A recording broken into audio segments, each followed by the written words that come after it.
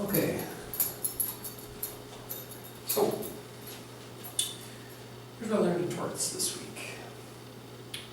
We're going to cover what are torts, the limits of torts, torts versus criminal, torts versus contract, levels of fault, classifications of torts, the no-fault system, charter in torts, and nonfeasance and misfeasance.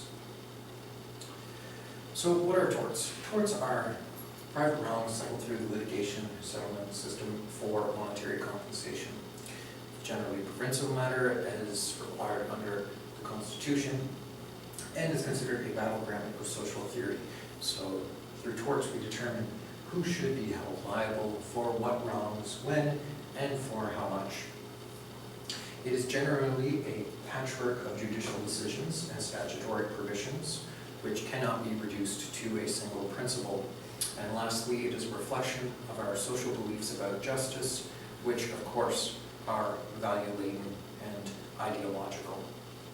So it's private settlements for wrongs that are committed against private citizens. Now, there are limits to torts. For example, breaches of contract are governed by contract law. Public wrongs are governed by criminal law. IP rights, patents, and copyrights are determined by the federal government, and they are not tortious. And also strict liability incidents which do not presume the breach of obligation. These are not tortious, and conversely, incidents of strict liability which do presume a breach of obligation. So you had an obligation to someone, you breached it, and it's incident of strict liability, that is tortious. So, tort versus criminal. There are connections between tort and criminal. First, they both preserve peace and promote respect for the rights of others, and they can both provide reparations, compensation with regards to torts, and also restitution in the criminal system.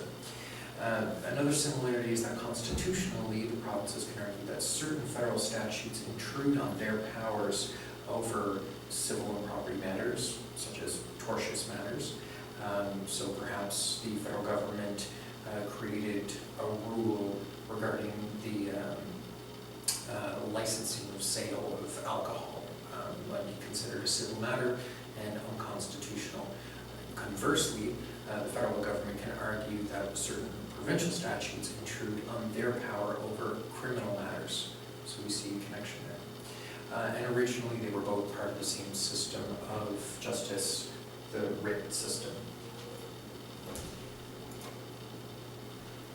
So there are differences between criminal law and tort law.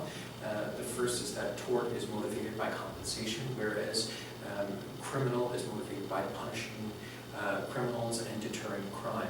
Tort is private, where criminal is public. Court is a patchwork of common law and statutes, whereas criminal is a codified law. In tort law, the action is by the individuals, where in criminal, the action is by the state.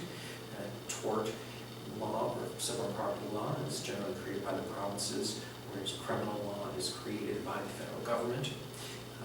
Tort generally leads to monetary compensation, though there are special instances where the individual recuperates exactly what they lost. And criminal law generally ends in fines or jail time and restitution, as I mentioned.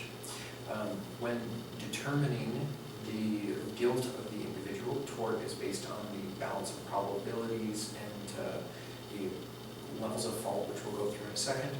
And whereas criminal, you need to be found guilty beyond a reasonable doubt. There's a burden of proof on the crime to prove that, which is not always the case in tort.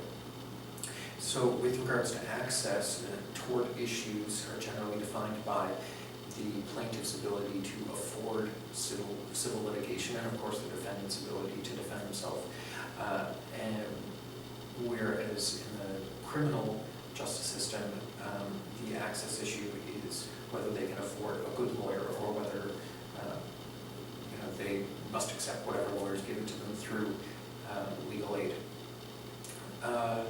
And lastly, when determining the compensation or the outcome in tort, what we do is look backwards to the situation that the person who is harmed would have enjoyed had the harm not been inflicted on them. Whereas in criminal law, the degree of fault affects the sentence. So tort versus contract, there are interesting differences here. In tort law is fixed by the patchwork of statutes and common law.